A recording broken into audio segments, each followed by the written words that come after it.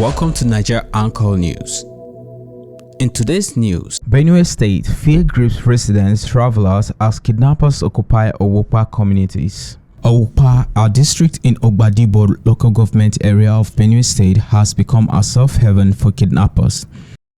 At the last count, over 10 communities are under siege, with kidnappers unleashing terror on the populace. Residents of the one-sharing communities of Owukpa, Odobi, Omufo, Ubafo, Atamaka, Ifam, and their surroundings areas are now gripped with fear as criminal elements terrorize them with impunity.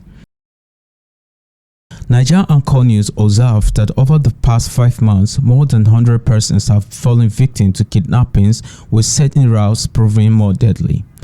The Owukpa Road and Otakama Ugbogu Road have gained notoriety as hotspots for the criminal activities. Also, the Orokam Owukpa Road and Okpoga Ifam Road have witnessed several incidents. This has raised concern over the safety of travelers along the routes.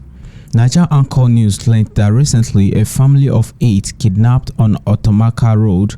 The kidnappers threatened to kill them over the family's failure to provide the ransom they demanded on time. The victims, who were held captive for days, recounted their traumatic experiences. Daniel, one of the survivors, disclosed that the abduction occurred around 2 p.m. but they reached the kidnappers' camp by 10 p.m. He told our reporter that the criminal communicated in both Hausa and Fulani languages fluently. This development has instilled fear in Owukpa residents, prompting them to move in convoys for safety. Now, on Today in History.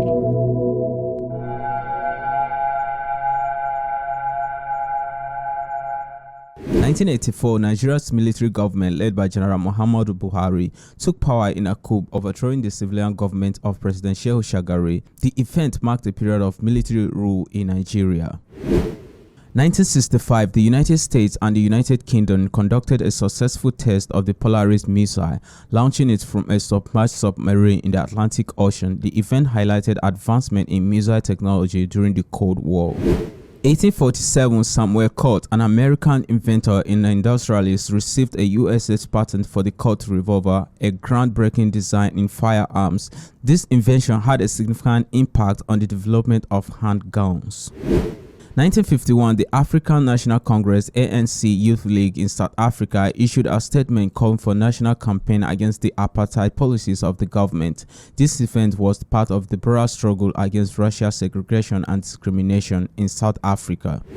2015, the Asian Cup final took place in Sydney, Australia. The Australian national football team, also known as the Socceroos, won the tournament by defeating South Korea 2-1 after extra time. This victory marked Australia's first major international football title since joining the Asian Football Confederation in 2006.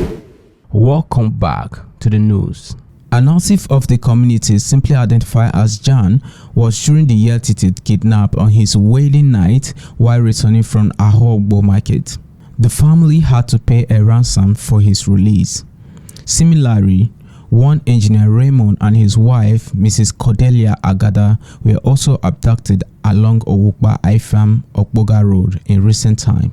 Frustrated by escalating threats, the women of Owukpa in 2013 invoked the deity Ekuyan against any son of Owukpa involved in kidnapping activities. However, the spiritual intervention appears to have minimal or no effect on curbing the prevailing menace. Despite the presence of local community guards, kidnappers carry out their operation with impunity. His Royal Highness Emmanuel Ode, the traditional ruler of Ogbadibo, in an interview with Naija Anchor News, expressed deep concern about the alarming security situation.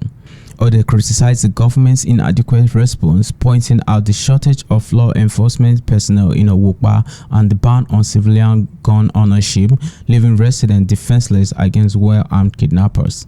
The crux of the matter lies in the insufficient efforts from the government. For instance, Owukpa lacks even 6 policemen, and critical areas like Ike-Ekpa, Ahogbo, Ipole, Owukpa, or Ifam have no police presence whatsoever. Amos Agada, the commander of Constabulary Police in Naija 2, expressed deep concern about the situation, describing it as disturbing. He told Naija Anchor News, "As we speak, nowhere is safe in Owukpa again. At the moment, they are seriously operating at Ipiga Iodu. In fact, just yesterday they hijacked a fully loaded bus and kidnapped all passengers.